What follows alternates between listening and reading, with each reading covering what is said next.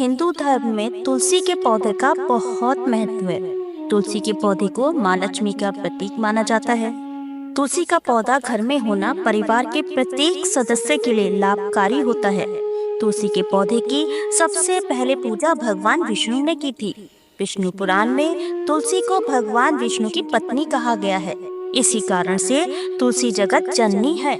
तुलसी को समस्त देवी देवताओं से वरदान प्राप्त है, जिससे तुलसी के पत्र को अमृत के गुणों से युक्त कहा गया है। जिस स्थान पर तुलसी का पौधा होता है, उस स्थान पर ब्रह्मा, विष्णु और महेश यानी कि त्रिदेव का निवास होता है। और तुलसी की पूजा करने से सभी पाप तुरंत नष्ट हो जाते हैं। तुलसी के पास दीपक जलाने से क्या होता है, आइए जानते हैं इस कथा के माध्यम से, जो भगवान विष्णु ने माता लक्ष्मी को सुनाई थी। लेकिन कथा को शुरू करने से पहले आप सभी से निवेदन है कि कथा को लाइक अवश्य कर दिया करें और चैनल को सब्सक्राइब करके बेल आइकन का बटन अवश्य ही दबा दें और कमेंट सेक्शन में पूरी श्रद्धा के साथ लिखें, जय श्री हरि विष्णु, जय माँ तुलसी। आइए श्रवण करते हैं इस सुंदर सी कथा को। एक बार माता लक्ष्मी भगवान विष्णु से पूछती हैं, हे स्वामी, तुलसी के पास दीपक जलाने का क्या महत्व है और रोज शाम को तुलसी के पास दीपक क्यों जलाया जाता है? इससे मनुष्य को कौन सा फल प्राप्त होता है? तुलसी के पास दीपक जलाने की विधि क्या है तथा दीपक जलाते समय कौन से मंत्र का उच्चारण करना चाहिए? कृपया कर आप मुझे विस्तार से बताइए। तब भगवान विष्णु जी कहते हैं, हे देवी, आज आपने समस्त मानव जाति के कल्याण के लिए बहुत ही महत्वपूर्ण प्रश्न किया है। आपके इस प्रश्न का उत्तर देने से पूर्व मैं आपको एक प्राचीन कथा सुनाता हूँ, जिससे आपको आपके सभी प्रश्नों के उत्तर मिल जाएंगे। इसलिए आप इस कथा को ध्यान पूर्वक सुनिए। कथा को सुनने मात्र से ही मनुष्य को 100 वर्षों तक तुलसी के पास दीपक जलाने का पुण्य प्राप्त होता है।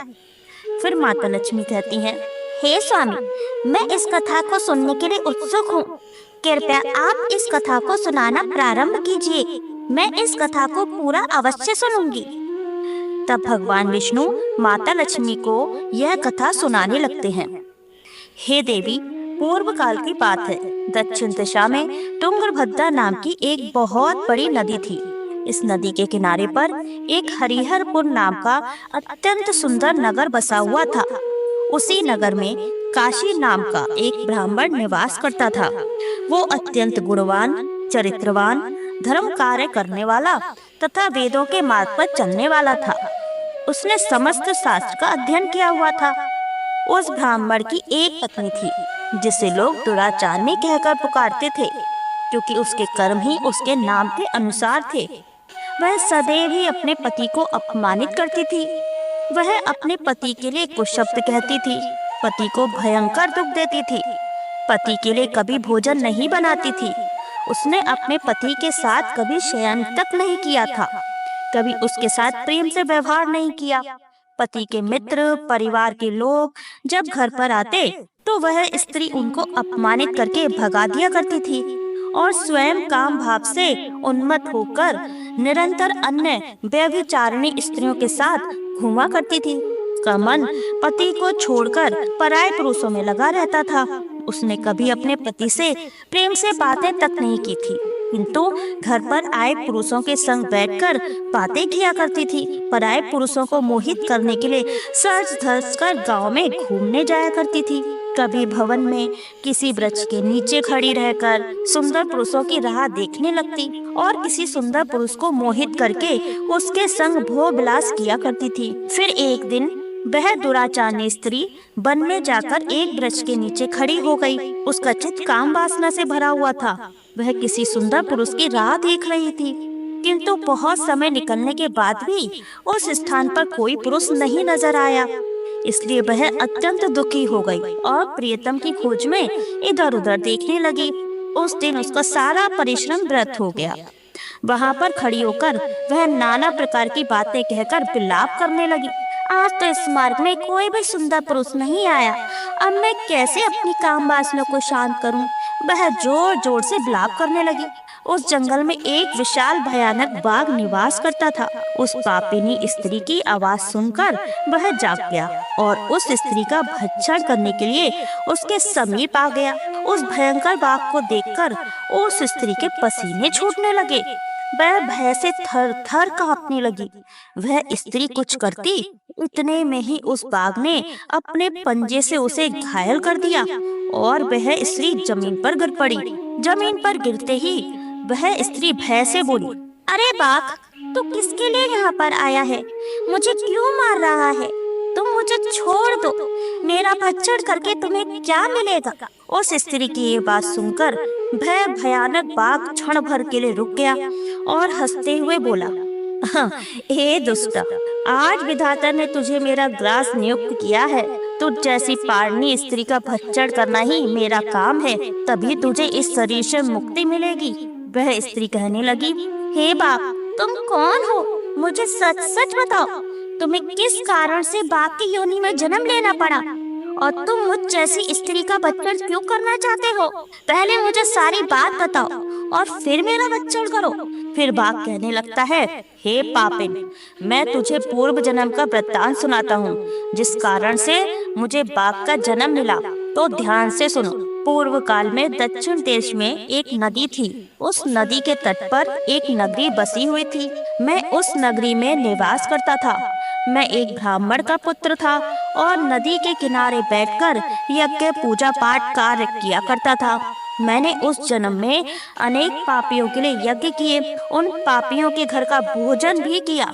मैंने धन के लोभ में अनेक पापियों के लिए कार्य किया। जिन वस्तुओं का दान ब्राह्मणों को नहीं लेना चाहिए, मैंने उन वस्तुओं का दान भी ग्रहण किया।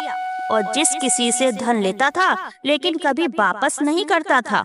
इस प्रकार से पाप करते हुए मुझे बहुत साल बीत गए और मैं वृद्ध हो गया। मेरे बाल सफेद हो गए, मुंह के सारे दांत गिर गए, लेकिन फिर भी मेरे दान लेने की आदत नहीं छूटी और मैं पाप करता चला गया। फिर एक दिन मैं धन के लोभ से नदी के किनारे गया और अन्य धूर्त ब्राह्मणों के साथ मिलकर हमने लोगों को खूब ठगा। झूठ मंत्र वचन बोलकर हमने बिना विधि विधान के ही देवी देवताओं का पूजन किया और बहुत सारा धन दान में ले लिया। फिर उसी स्थान पर एक बीमार कुत्ते ने मेरे पैर में काट दिया और फिर मैं मूर्छित होकर गिर पड़ा। उसी क्षण मेरे प्राण चले गए। यमदूत उस स्थान पर प्रकट हुए और मुझे पकड़कर यमपुरी ले गए। वहां पर यमराज ने चित्रगुप्त से मेरे कर्मों का लेखा जोखा निकालने के लिए कहा। फिर चित्रगुप्त कहने लगे, हे धर्मराज, इस ब्राह्मण ने घोर पाप किए हैं। इसने दूसरों से झूठ कहकर धन लूटा है, विधि विधान से पूजा ना करके झूठ मंत्र बोलकर भगवान का अपमान किया है।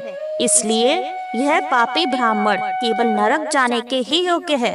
फिर यमराज ने अपने दूतों को आदेश देकर मुझे नरक की अग्नि में डाल दिया और कई वर्षों तक सजा भोगने के बाद मुझे बाघ का शरीर प्राप्त हुआ और मैं इस दुर्गम वन में निवास करने लगा। मैं अपने पूर्व जन्म के पापों को याद करके कभी महात्मा, साधु, पुरुष, सती स्त्रियों का भक्षण नहीं करता हूँ।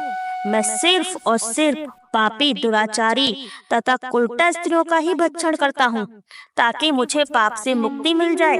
फिर बाघ उस स्त्री से कहने लगा, हे पापनी, तेरे आचरण से तो तू कुलटा दिखाई देती है। अपने पति को छोड़कर तू इस वन में अन्य पुरुषों के साथ भोग विलास करने के लिए आई है, इसलिए आज तू मेरा ग्रास अवश्य बनेगी।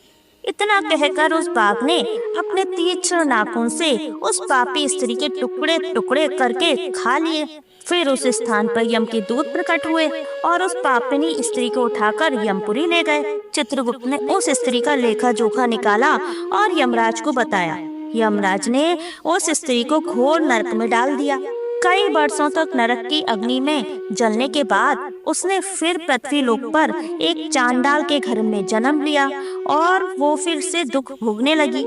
इस दुख को सहन करते करते एक दिन वो तीर्थ में स्नान करने के उद्देश्य से अनंतपुरा में चली गई। वहां पर एक आश्रम के बाहर निवास करने लगी। वहां उस आश्रम में एक तुलसी का पौधा था। अन्य स्त्रियों को वहां पर तुलसी के पास दीपक जलाते हुए देखकर उस पापी स्त्री ने भी वही किया। उसने तुलसी के पौधे के पास एक दीपक प्रज्वलित कर दिया। फिर उसी रात हृदयघात से उसकी मृत्यु हो गई और यमराज के दूत उसे ले जाने के लिए प्रकट हुए।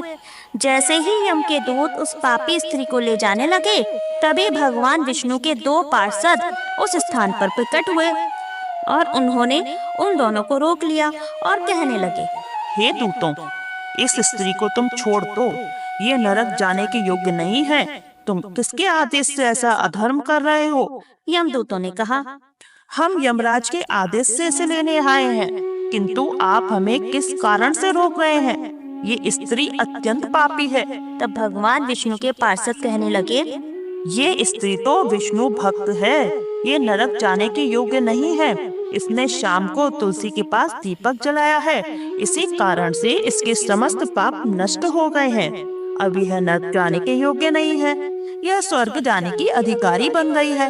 पार्षदों की बात सुनकर यमदूतों ने उस स्त्री को इस स्थान पर छोड़ दिया और यमलोक लौट गए। वहां जाकर उन्होंने यमराज को सारा वृतांत सुनाया।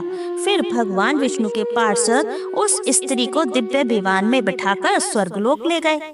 भगवान विष्णु कहते हैं, हे देवी, इस प्रकार से तुलसी के पास केवल दीपक जलाने मात्र से ही मनुष्य के सारे पाप नष्ट हो जाते हैं। जो स्त्री नित्य शाम को तुलसी के पास दीपक जलाती है, वह सौभाग्यशाली बनती है।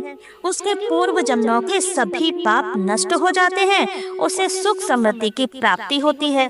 भगवान विष्णु कहते हैं, हे देवी, हजारों अमृत के घड़ों से नहलाने पर भी श्री हरि विष्णु को इतनी तृप्ति नहीं होती जितनी वे मनुष्यों के द्वारा तुलसी का एक पत्ता चढ़ाने से प्राप्त करते हैं। 10,000 गोदान से मानव जो फल प्राप्त करता है, वही फल तुलसी पत्र के दान से पा लिया जाता है। जो मनुष्य मृत्यु के समय अपने मुख में तुलसी के पत्र जल पा लेता है, वह संपूर्ण पापों से मुक्त होकर भगवान श्री हरि विष्णु के धाम जाता है। तुलसी के पौधे के पास शाम के समय दीपक जलाना अत्यंत शुभ माना गया है। धार्मिक मान्यताओं के अनुसार तुलसी के पास दीपक जलाने से आर्थिक तंगी से छुटकारा मिलता है। तुलसी के पास घी का दीपक जलाने से घर की नकारात्मकता दूर होती है। तुलसी के पास घी का दीपक जलाने से घर की दरिद्रता दूर होती है। माँ लक्ष्मी प्रसन्न होती है, घर की बाधाओं का अंत होता है। प्रेम से बोलिए, जय श्री हरि विष्णु, जय तुलसी माँ, हर हर महादेव। प्रिय भक्तगणों, आपको ये कथा पसंद आई हो तो इसे लाइक अवश्य कर दिया करें और चैनल को सब्सक्राइब करके बेल आइकन का बटन दबाना बिल्कुल भी ना भूलें। मिलते हैं अपने अगले वीडियो में, तब तक के लिए धन्यवाद।